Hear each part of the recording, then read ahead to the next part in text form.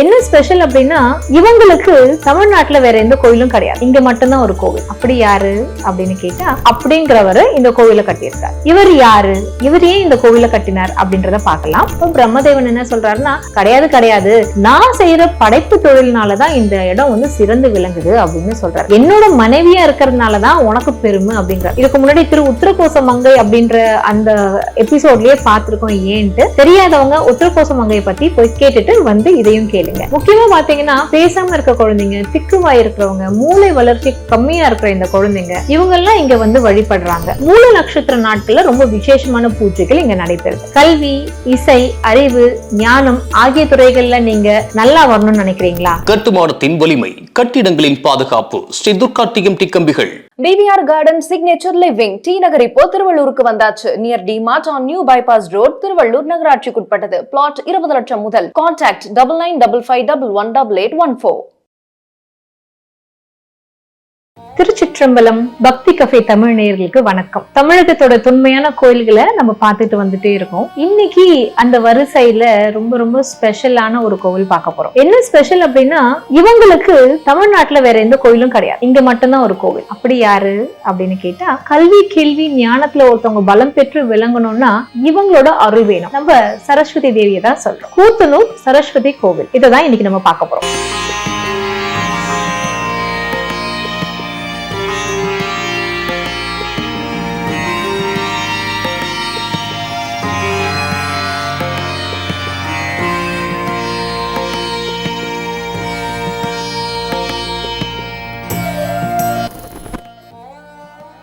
இந்த கோவில் எங்க இருக்கு அப்படின்னா, திருவாரூர் மாவட்டத்துல நன்னிலம் அப்படின்ற இடத்துல கூத்தனூர்ன்ற கிராமத்துல இருக்கு. ஏன் கூத்தனூர் அப்படின்னா இதுக்கு பெயர் காரணம் இருக்கு. ஒட்டக்கூத்தர் அப்படிங்கிறவரு இந்த கோவிலை கட்டியிருக்கார். இவர் யாரு, இவர் ஏன் இந்த கோவிலை கட்டினார் அப்படின்றத பார்க்கலாம். ஒட்டக்கூத்தர் அப்படின்றவர் ஒரு தமிழ் கவிஞர், அது எல்லாருக்கும் தெரியும், நம்ம ஸ்கூல்ல படிச்சிருக்கோம். அந்த ஒட்டக்கூத்தர் சரஸ்வதி தேவியினுடைய அருளால பயங்கரமா கவி பாடும் திறன் பெற்றிருந்தார். அவர்கிட்ட ராஜாவான 2ஆம் ராஜராஜன், உங்களுடைய கவி திறனுக்கு நான் ஏதாவது பரிசளிக்கணும், உங்களுக்கு என்ன வேணும் அப்படின்னு கேட்கும் பொழுது அவர் கேட்டது, எனக்கு ஒரு கிராமம் பரிசா வேணும், அந்த இடத்துல நான் வந்து சரஸ்வதி தேவிக்கு ஒரு கோவில் எழுப்பணும் அப்படின்னு சொன்னாராமா. அப்படி எழுப்பப்பட்ட அந்த கோவில் தான் ஒட்டக்கூத்தர் கட்டினதுனால இந்த ஊர் பேரே கூத்தனூர் அப்படின்னு வந்திருக்குன்றதுதான் பெயர் காரணம். ஒட்டக்கூத்தர் கட்டினதுனால இந்த ஊருக்கே பெயர் கூத்தனூர் அப்படிங்கிறது இப்ப நமக்கு புரிஞ்சிருக்கும்னு நினைக்கிறேன்.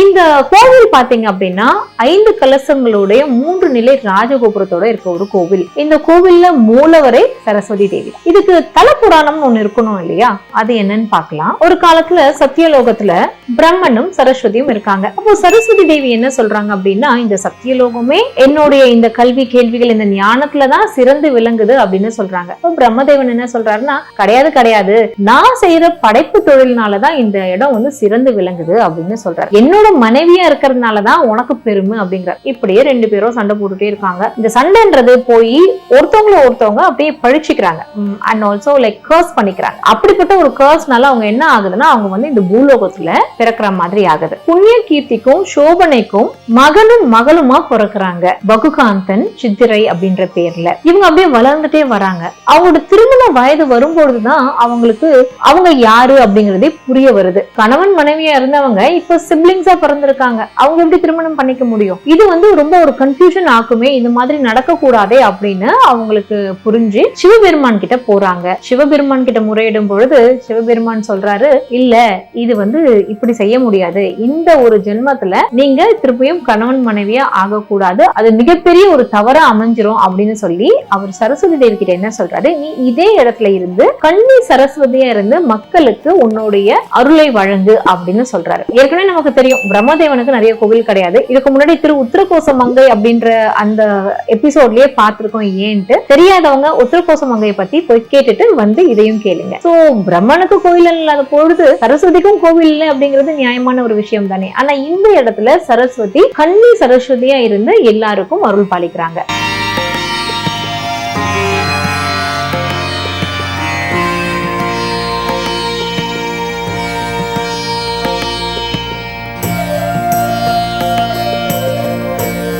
இந்த இந்த கோவில் பாத்தீங்கன்னா ரொம்ப சிம்பிளான ஒரு கோவில் தான், ரொம்ப ஒற்றை பிரகாரம் கொண்ட ஒரு கோவில் தான், ஆனா ரொம்ப அமைதியான ஒரு கோவில். இங்க இருக்கிற சரஸ்வதி தேவி ஞானத்தை வழங்கக்கூடிய ஒரு தியான சரஸ்வதியா இருக்காங்க. இந்த இடத்துல சரஸ்வதி தேவி தியான சரஸ்வதியா அமர்ந்திருக்காங்க. ரொம்ப அழகா ஒரு வெண் தாமரையில வெண் பட்டு உடுத்தி, ஒரு கையில சின்முத்திரையும் அக்ஷர மாலையும் வச்சு, இன்னொரு கையில புத்தகமும் அமுத கலசமும் வச்சு அருள் பாலிக்கிறாங்க. இன்னொரு விஷயம் என்ன சொல்றாங்கன்னா, இந்த சரஸ்வதி தேவி இருக்கிறதுனால காணாம போன சரஸ்வதி யாரு இங்க இருக்கு அப்படிங்கிறாங்க. அதுதான் அரிசிலாறு அப்படின்ற பேர்ல வழங்கப்படுது. இந்த அரிசிலாறுல சாப விமோச்சனம் பெறறதுக்காக இந்த அரிசிலாறுல பித்ருகள் சாபம் விமோச்சனம் பெறறதுக்கான பூஜைகள்லாம் நடத்தப்படுது.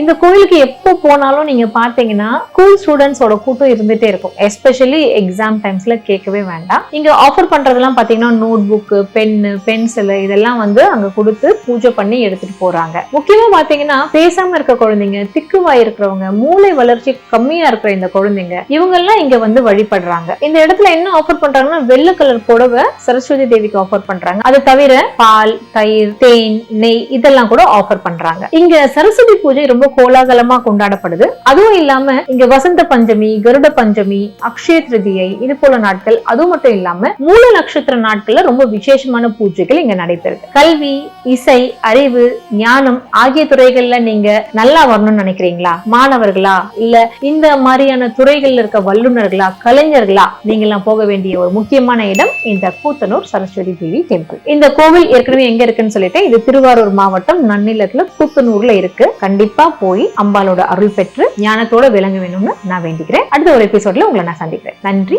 வணக்கம். இந்த வீடியோ உங்களுக்கு பிடிச்சிருந்தா லைக் பண்ணுங்க, ஷேர் பண்ணுங்க, கமெண்ட் பண்ணுங்க. மறக்காம பெல் பட்டனை கிளிக் பண்ணிட்டு பக்தி கஃபே தமிழ் சேனலை சப்ஸ்கிரைப் பண்ணிடுங்க.